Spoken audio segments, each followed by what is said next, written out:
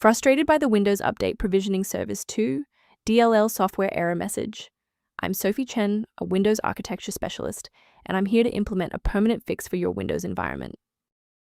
As we prepare the manual solution for Windows Update Provisioning Service 2, feel free to use the suggested utility for comprehensive system maintenance.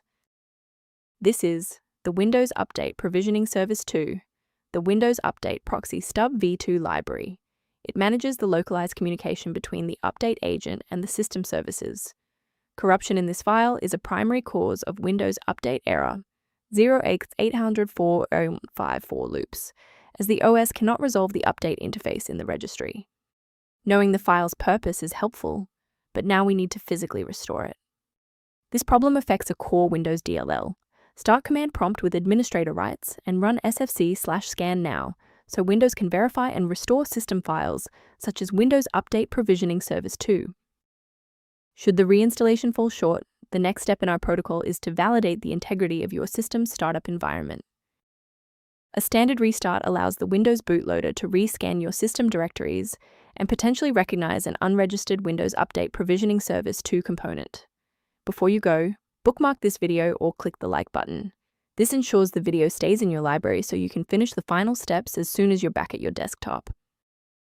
Restart unsuccessful? No problem. Let's jump straight into step 3. Remember to pause the video if you need to double-check your inputs. Because the reboot didn't resolve the integrity issue, we need to force Windows to rebuild its master file copies. First, open command prompt as admin.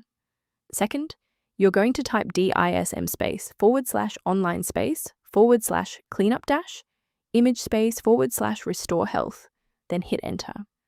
Why are we doing this? Well, bypasses local file errors by pulling a certified master copy of the system image to replace files that SFC is unable to repair.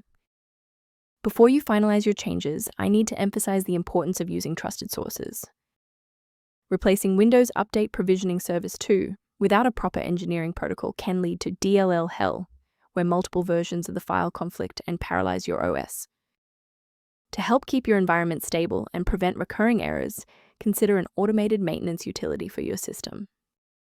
If you're looking to streamline system performance, the link in the description references a maintenance tool associated with Windows Update Provisioning Service 2. If you've regained access to Windows Update Provisioning Service 2, thanks to this guide, a like and a subscription really helps us continue producing these verified technical fixes.